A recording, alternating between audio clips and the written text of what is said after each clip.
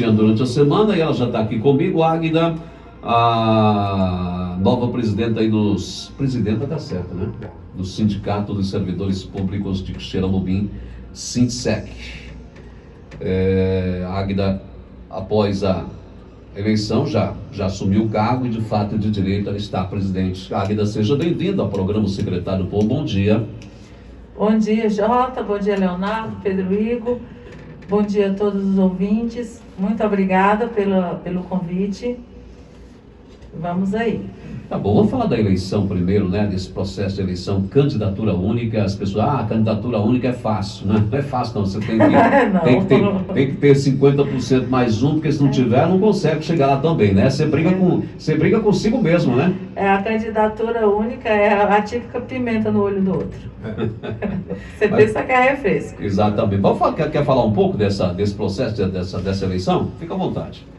Bom, Jota, assim, o processo seletivo, né, essa entidade, o Sindsec, foi criado, o Sindicato dos Servidores Públicos Municipais de Xeramobim, Sindsec, ele foi fundado em 1991.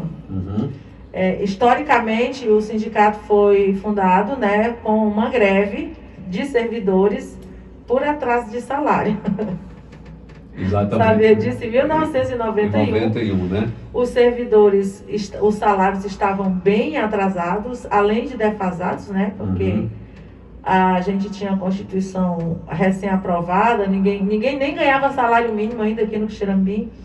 E apesar disso ainda estava em atraso. Aí a galera se juntou e foi cobrar e ocupou a prefeitura nessa época e fundou o sindicato. Que existe até hoje. Teve um período de um apagão de 7 anos, né?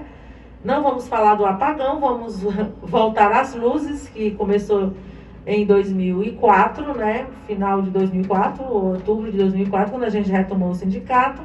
E a gente está aqui desde então. E existe eleições democráticas para uma diretoria do sindicato de 3 em 3 anos, pelo atual estatuto. Era, né? 2 anos, né? Era 2 anos. E o estatuto foi reformado em 2006. E as eleições a partir de então, né? A partir da eleição de 2007, o mandato da diretoria é de 3 anos. Então, a gente houve eleição agora, vai haver outra eleição em janeiro de 2005. No máximo até janeiro, né? Porque ela pode ser um pouco antes, né? Pelas prerrogativas do estatuto, de repente você pode fazer um pouquinho antes da eleição. Você não pode fazer depois. E hoje, você está presidente, como é que é o quadro hoje? O Valíris, que era presidente, estava presidente, está com você como vice? Exatamente. O Valíris, ele foi presidente 2 vezes, é o máximo que... Assim, você não queria que eu falasse um pouquinho sobre o pleito? Fique à vontade. Depois a gente fala exatamente, a gente fala da composição. Até mesmo porque o tempo ele vai correndo e a gente acaba deixando de tocar em assuntos importantes. Pronto. Então, assim, a gente falou em candidatura única. Ao nosso ver, a candidatura única, ela demonstra, sim, uma unidade, uma unidade da categoria e também digamos assim, nos dá a ideia de que a gente está fazendo o serviço direito, que a gente está fazendo a coisa correta. Porque senão haveria bastante gente... Divergência, né? Bastante divergência, né? E pessoas que formavam uma outra chapa para concorrer, né? Não, esse aí não está fazendo direito, não. Vamos lá pegar e dar um novo direcionamento nesse negócio. Então, se não tem uma outra chapa para concorrer, é porque a gente também não está cometendo tanto erro assim, né? E porque qualquer servidor que seja filiado e esteja dentro das prerrogativas do estatuto, né? Que é ser filiado há mais de 1 ano, não ter cargo comissionado, e entre outras, essas coisas básicas, ele pode se candidatar para ser diretor, inclusive presidente do sindicato. A gente está desde 2005, esse grupo que está aí hoje, ele vem desde 2004, quando a gente retomou as rédeas do sindicato, e a gente está aí. Com algumas variações, alguns já saíram, muitos entraram, né, vão entrando, mas tem assim umas pessoas que estão aí desde sempre, como eu, Edileia, Valíris, Iracema, né, a Rosângela do Carmo, vamos dizer, são pessoas que são históricas nesse sindicato. São, né, históricas. A Edileia e a Rosângela, elas estiveram lá na fundação em 1991. Uhum. Aí na época do apagão elas não estavam, né? Mas elas estão aí. Até hoje. Né? Elas retornaram em 2005, 2004, né? Uhum. E estão aí até hoje. Então, aí foi lá, foi chapa única. A gente precisava de 50% dos votos, 50% mais um voto. Um voto. Isso. Então teve 51% do voto, não foi mais um voto, foi 51%. 51%. Né? A gente precisava de 504 votos pela atual quantidade de filiados que a gente tem, a gente precisava de 504 votos para referendar a eleição, né? Para tornar válida a eleição. Okay. E teve 515, que dá 51,19%. Uhum. Aí desses 515, 509 votos foram válidos e 6 votos eram em branco, né? Então, dá aí mais de 99% de aprovação da chapa. Ok. Eu acho que foi legal. Evidentemente, em torno da sua candidatura, mesmo candidatura única, tem as propostas, né? Vocês devem ter levado ao conhecimento dos filiados as propostas. Inclusive você estava até comentando com a gente aqui, tem coisas que se arrastam há anos, né? E que não depende do sindicato. O sindicato vai lá, leva a proposta, encabeça a luta, faz a chamada pressão que tem que ser feita mesmo. Isso. E aí depende muitas vezes do gestor, da Câmara Municipal, é todo um processo, né?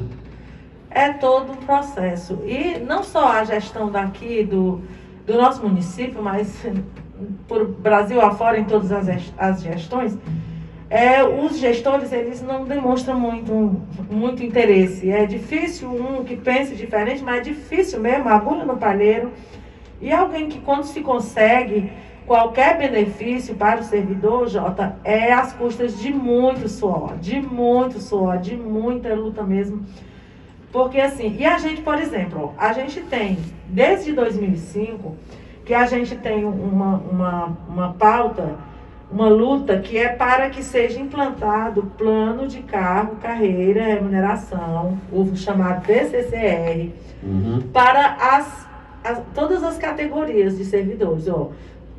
A gente defende um plano de cargo de carreira para o setor administrativo, para o setor técnico, para o nível superior e um específico para a saúde, porque a saúde é uma coisa complexa como a educação e ela merece ter o plano de cargo e carreira só dela, né? A educação já tem para o magistério e os outros setores da educação entrariam se a prefeitura fizer para o técnico administrativo. Aí os outros setores da educação que não são o magistério, eles poderiam entrar aqui. E poderia também na educação fazer um específico para o outro setor que não tem ainda. Porque hoje só 3 categorias têm um plano nacional de carreira. Aliás, só uma categoria tem um plano nacional de carreira, obrigatoriedade, que é o magistério. Os agentes de endemias e os agentes de saúde, né? Eles têm um piso salarial, que foi o pessoal diz, eles têm piso, eles têm, não veio de graça, eles lutaram muito por isso, passaram 2 anos lutando agora, conseguiram um reajuste no piso deles, né? Aí depois que reajusta lá com lei federal, existe o segundo round, né? Que é regulamentar aqui no município, né? Já foi implementado isso. Mas voltando aqui às propostas de longa data. Essa dos planos de cargo e carreira é uma proposta de longa data. Uma outra proposta de longa data é a indenização para os profissionais do magistério, a indenização da licença-prêmio. Em 2008, através da Lei 2.284, o então prefeito Edmilson Júnior, ele retirou a licença-prêmio dos professores, só dos professores. Vale lembrar que as outras categorias de servidor do município tudo tem. menos professor. Na mesma lei, dizia que os professores iam ser indenizados. Os professores não foram indenizados até hoje. Então, isso aqui é uma coisa histórica também. Calendário de pagamento também é uma pauta. Um calendário oficial de pagamento. Porque hoje a gente tem um calendário extraoficial, né? A gente lembra de 2017, de toda aquela bagunça com pagamento e atraso de salário em 2017, e depois se regularizou com a interferência da justiça, bloqueio de recursos, e quando a justiça desbloqueou sob ameaça, se reincidir, bloqueia de novo, o sindicato permanece em estado de mobilização permanente até hoje, né, desde 2017 até hoje, que toda a Assembleia é aprovado novamente o estado permanente, ou seja, pelo nosso estatuto a gente precisa de 15 dias para convocar uma Assembleia e divulgá-la. No estado permanente basta 2 horas. 2 horas não dá tempo de se avisar ninguém, né? Mas digamos 24 horas, em caso de emergência, né? Esse é o estado permanente de mobilização. Por quê? Por conta de atraso de salário. Naquele tempo isso era muito necessário por conta do atraso de salário, porque se a gente pediu o bloqueio e foi bloqueado durante 8 meses, ou um pouco mais de 8 meses, depois sob aquela encalcando ali, pise na linha, porque se pisar fora da linha a gente bloqueia de novo, e a gente estava lá o tempo todo. Cumpre, senão a gente pede bloqueio de novo, não precisou pedir, né?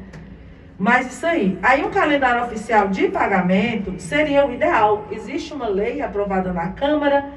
Aí, esta lei estabelece os dias de pagamento, cada categoria sabe o dia do seu pagamento, e está posto em lei, está legalizado, é oficial. Caso aconteça alguma coisa, a gente tem para onde recorrer, a gente tem como cobrar, né, e tudo mais. E assim, hoje existe um compromisso verbal do prefeito com a gente, de pagar no fim do mês e no dia 10, pagar no final do mês a educação e o que prévio, no dia 10 pagar o restante. Está cumprindo? Tá. Às vezes acontece uma ou outra, mas é coisa de 1 dia, 2 dias, a gente não considera isso problema, né? Apesar de muita gente, e a gente sabe que realmente acontece, às vezes dá uma bagunçadinha nos planos que você tem, né? Mas a gente não considera isso um problema. Até o 5º dia útil, né, a gente não considera problema, assim, quando há algum problema técnico, como houve da educação essa semana, a prefeitura explicou, fez sair no dia 3 o pagamento, que era para ter saído no dia 31 ou no dia 1, né? Mas aí já saiu, está cumprindo. Mas é assim, é um compromisso do prefeito, desse prefeito aí, um compromisso verbal, não é um compromisso oficial, não é uma lei, não tem uma garantia. Então ele cumpre, ele está cumprindo. Mas aí quando ele sair, outro prefeito vai assumir. Aí volta tudo de novo, né? Vocês querem colocar isso que vira uma lei, é isso? Que vira uma lei, que vira uma coisa legal, né? Isso. Legal no sentido que está no papel, né? Tá aqui isso, no papel. A gente tem essa reivindicação desde 2005, um calendário oficial de pagamento. Ok. Isso, outra reivindicação que é desde 2005, todo ano a gente manda os ofícios, a gente chama para as conversas, a gente tem a campanha salarial todo ano, que é o reajuste anual para todos que ganham acima do salário mínimo. A gente sabe que o servidor que ganha salário mínimo, ele tem aquele reajuste obrigatório do mínimo. Os profissionais do magistério, professores, têm aquele reajuste do magistério. E o restante não tem reajuste. Os aposentados estão aí há 6 anos sem reajuste. Vai para o 7º agora. O último reajuste dele foi em 2015. E alguns profissionais que foram do concurso de 2012, eles ainda não tiveram reajuste até hoje. Eles estão com aquele mesmo salário desde 2012. Então, é mais de 10 anos sem reajuste no profissionais como fisioterapeuta, dentista, esse pessoal aí, né? Quem ganha acima do mínimo. E os aposentados que ganham acima do mínimo há 7 anos já sem reajuste. Aqueles que ganham o mínimo, não. Aqueles que ganham o mínimo tem aquela reposição obrigatória. Uhum. Isso é muito cruel com o servidor, isso é muito cruel com o aposentado, com o servidor da ativa, com qualquer um que seja, porque a gente acompanha aí a inflação agora que voltou, e mesmo quando ela era menor tinha, né? Uhum. Então, tem que repor o salário, tem que fazer um reajuste anual, a gente tem essa reivindicação. E sobre, como eu falei, tanto de reajuste, né, a gente já tem a campanha salarial, né, de 2022, que está aqui tem 12 itens, né, para discussão na campanha. E aí vocês vão colocar em prática quando essa campanha, essas reivindicações, quando é que elas já saíram do papel ou ainda estão no papel ainda? Pronto, já tem aqui algumas coisas do que eu falei, que tem mais, viu? Porque eu não falei tudo, não vou gastar muito tempo, né? Já são 10h30. Vamos falar agora do que já está no papel e já foi enviado para o prefeito, né? Cirilo Pimenta. Inclusive, a gente tinha uma reunião marcada com o prefeito ontem. Ele está, inclusive, anunciou nas redes sociais que está com Covid, né? Pronto. Aí, positivo. Isso. A gente tinha uma reunião marcada ontem, né? Aí, terça-feira, soubemos da notícia que o prefeito tinha testado positivo para a Covid. Então, essa reunião foi cancelada, mas na próxima semana a gente já está retomando o contato com o gabinete para remarcar essa reunião, né, de discussão da campanha que a gente chama de campanha salarial 2022, né, que tem 12 itens, né? Aqui não é por item de importância, né? Só por questão de organização a gente numerou aqui os itens. Então vamos lá. O reajuste de 15,26% para os servidores ativos e inativos que ganham acima do salário mínimo. Aquilo que eu acabei de falar, né?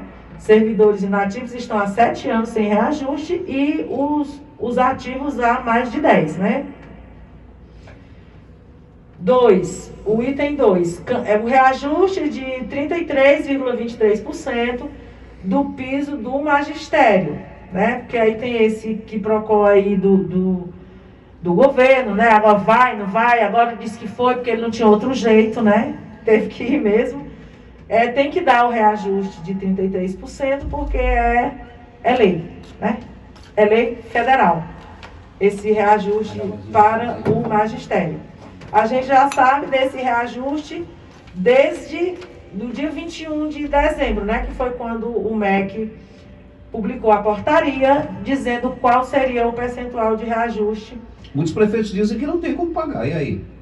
Assim, Jota, o piso salarial dos professores, né, do magistério, ele é uma lei federal desde 2008. Pois é, tem muita gente que acha que isso é de agora. Não. Isso não é de agora, já vem de, como diz o cabo, desde Dernatonte. É Dernatonte que vem. Essa lei, ela foi sancionada em 16 de julho de 2008. Só que as conversações e a luta por um piso, elas vinham ainda do governo do Fernando Henrique Cardoso.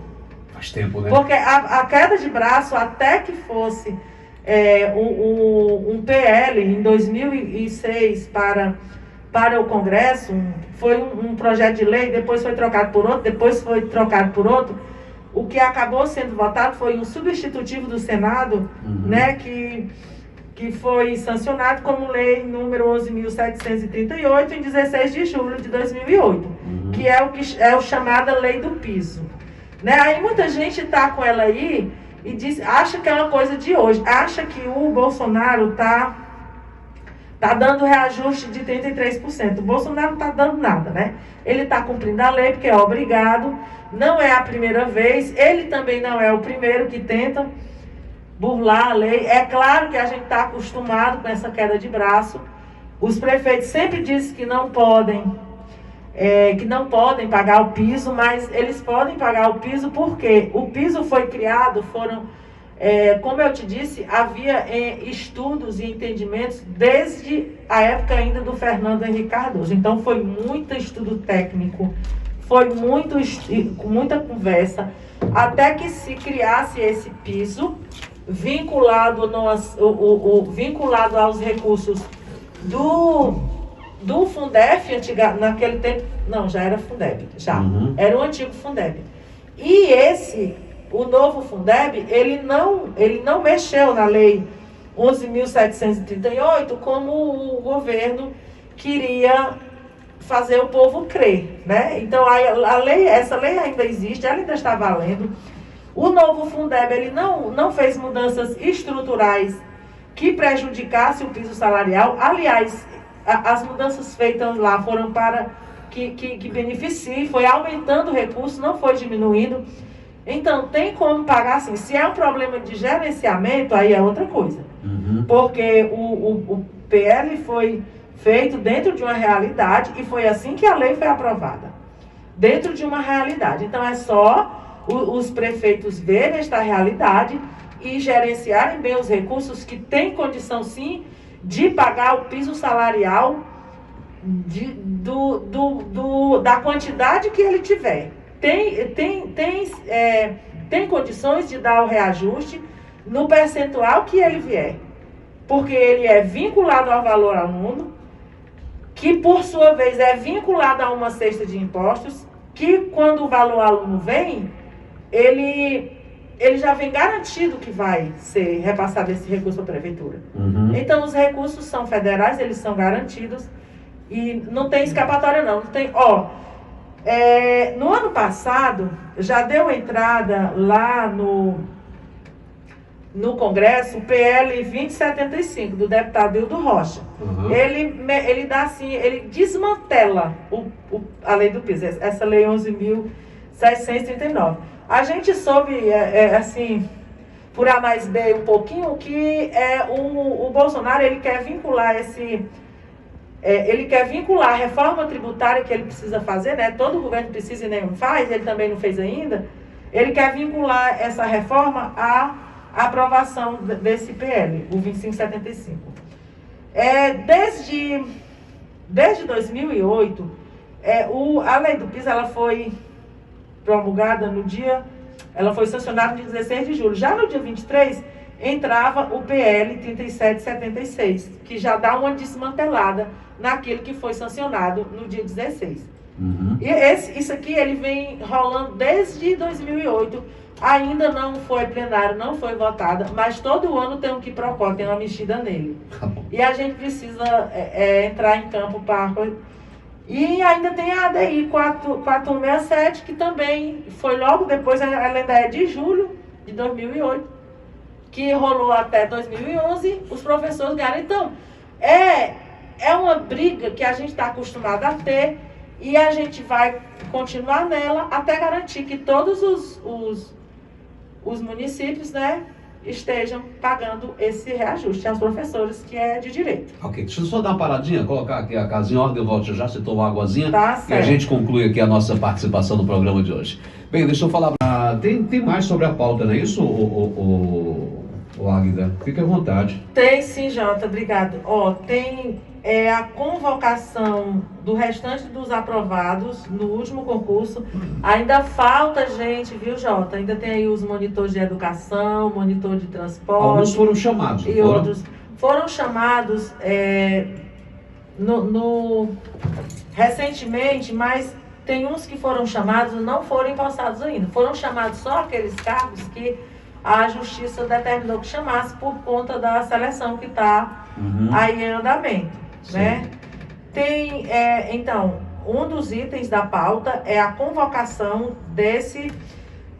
do restante dos aprovados. A gente também mandou recente uma intimação, o doutor Valdeci mandou, porque o processo deles foi para a segunda instância, mandou pedir para que o prefeito convoque imediatamente. O calendário já falei, a indenização da licença-prêmio já falei, o piso salarial do magistério extensivo aos professores aposentados, porque os professores aposentados, eles têm direito a um reajuste anual por conta do piso salarial do magistério. A prefeitura do município de Quixeramobim, ela nunca concedeu esse reajuste. Tem vários processos de paridade na justiça ainda aguardando, porque a prefeitura não concede. Além do 1/3 da jornada para o trabalho extraclasse, que os professores também têm direito, de acordo com a Lei 11.739. A reformulação do plano de cargos e carreira do magistério, que está precisando de uma reforma desde que foi reformado, que foi meio que deformado, precisa da reforma. E a garantia de ampliação permanente para os professores que têm 20 horas e tem uma ampliação, como também o reajuste do piso salarial dos agentes comunitários de endemias e agente comunitário de saúde, que também já foi aprovado em lei federal. A prefeitura precisa regulamentar e já colocar esse reajuste para eles. O plano de cargos e carreira para todas as categorias, também, que eu falei lá atrás, que é uma proposta do mandato, já está encaminhando aqui, né? A gente colocou, já mandou também ofício a esse respeito para o prefeito. Deixa eu colocar aqui o Francimar, quer te fazer uma pergunta aqui. Oi, Francimar Lima, diz aí, meu irmão, bem rapidinho, porque o tempo já está quase se exaurindo. Vamos lá. Bom dia, Ari, um abraço aí do Lauris na ideia. Bom dia, Francimar. Acerca do monitor escolar, são quase mais de 20 100 forçados, eles entraram e depois a nova gestão tirou eles. O que realmente aconteceu? Ok.